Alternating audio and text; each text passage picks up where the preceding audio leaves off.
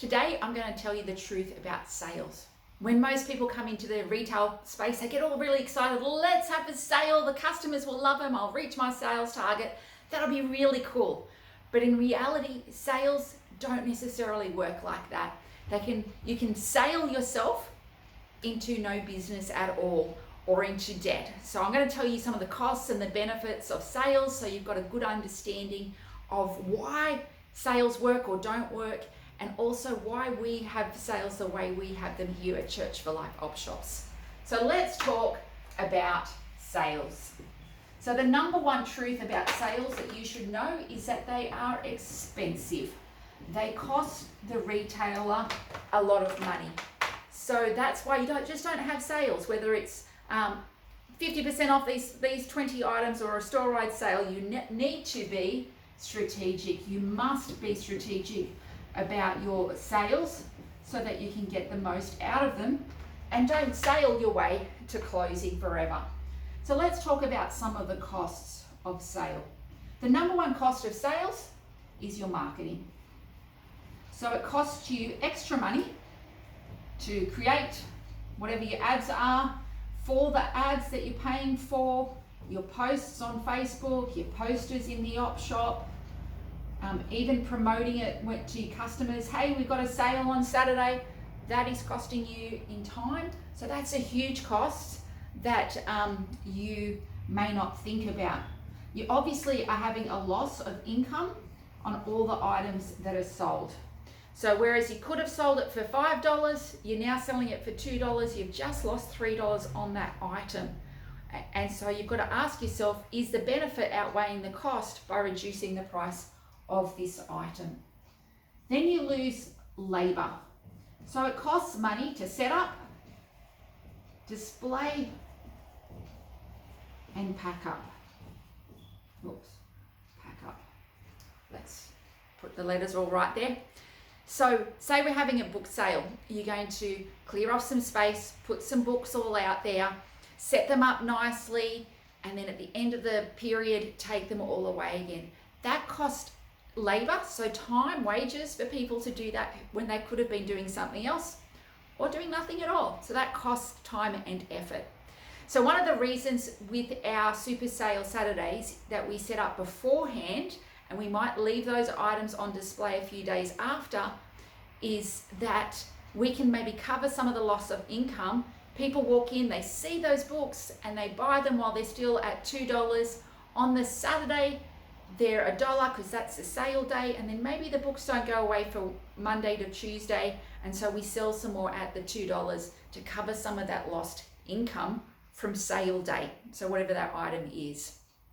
And again, how long do you keep those items displayed after the sale? Well, if it's selling, it's working.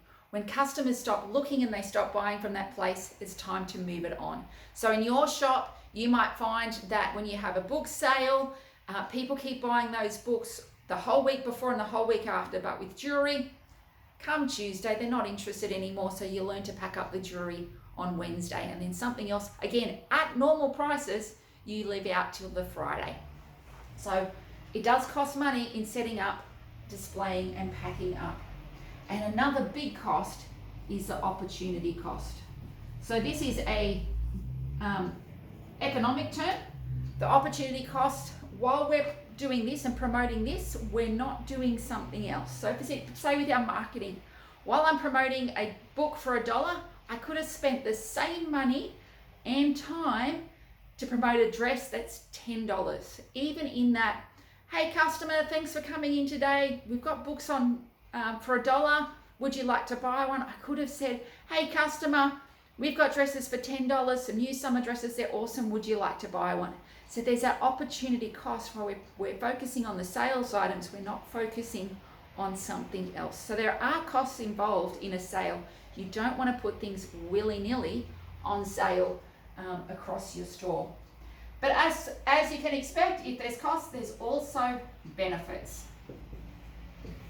And the number one benefit, the reason that you do it, is to get new and lapsed customers into your store. So people who didn't know you exist, say you're having a book sale you find readers who didn't know your shop was there. And because they are big readers, they collect books, they'll come on in for the first time and buy books. Or customer who hasn't been for a while, they see the Facebook ad and they'll come back to your shop because of that ad. Or they never occurred to them that an op shop would sell jewelry. They see that, they'll come in. And that's the number one reason that you have a sale, is for new and lapsed customers. Number two reason is you want to sell other items. So you might reduce this item, hoping that they'll buy something else while they're there. So that often happens, say at your servo, they might have 2 drinks for $6 because they're hoping while you're coming in and looking at drinks and snacks that you walk past the chips or the lollies and buy them at full price at the same time. So that's a big reason why people might put things on sale. Again, I'm deciding, should I go to Coles or Woolies? Well, Woolies has cat food at half price this week, so I'm going to go to Woolies instead of Coles. And while I'm there, I'm going to buy some chocolate and some milk and some whatever else as well. So that's a big benefit from having a sales, is they buy other things at normal price.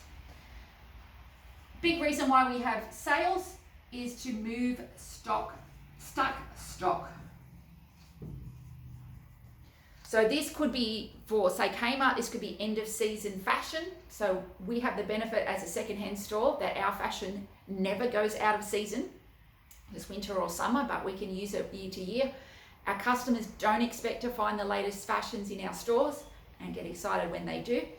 But that's what Kmart will do, is they'll have an end of summer sale so that can move off all those items so that next summer they've got all brand new items for people to buy. So that's why they'll reduce their price, because they want to move that stock that's out of season. Same reason why the last couple of weeks before Christmas we'll reduce our Christmas stock, because we don't want to store it. But most of our stock we just move to another op shop, hoping that we can find the person who really is looking for that item and we can match them up. If not, casserole dishes don't go out of season, we'll just keep passing them along. So that's a big reason to have a sale, is to move stuck stock, because it's cheaper than trash. So it costs money to send goods, products to landfill. So dumpsters and that kind of thing, they cost money. So it's cheaper to sell things for 50 cents or $1 than to pay for it to be taken away. So that's why, again, things might be reduced. So for instance, right now we have pallet loads of books that I don't want to have to pay to go into recycling, because that is very expensive. So I would rather have a few book sales and try and sell as many books as we can. I'd rather someone comes in and takes 20 books away instead of 10 books away, because that, again, is for me is cheaper than trashing it and gives me my space back in my storage. And the last benefit, which should never be a driving benefit, is that customers love them. So they love sales, obviously, because they're getting things cheaper. But remember, sales cost us a lot of money. So you should never have a sale just because your customers love it. You need to remember, sales are expensive. You need to be strategic with them, because there are costs available, and yes, there are benefits. Sometimes with your sales, your customers can get really smart. So my favorite store, Koorong, where I've been a big customer for a long time, up to about 5 years ago, they used to have their sales at the same time every year. And I knew to get the best prices for anything I wanted to buy for family or friends at Christmas was their second week of November. They had their last sale before Christmas. So that's when I went shopping. The second week of November, I wouldn't buy from them in October. I wouldn't buy from them in December, that week there. And so they lost money because I knew when they had their sales. And so they lost my money. I would have bought, if I didn't know when the sales was, I would have gone another time and I would have paid full price. So I don't know whether they did that on purpose or not. It might just have been easier for them.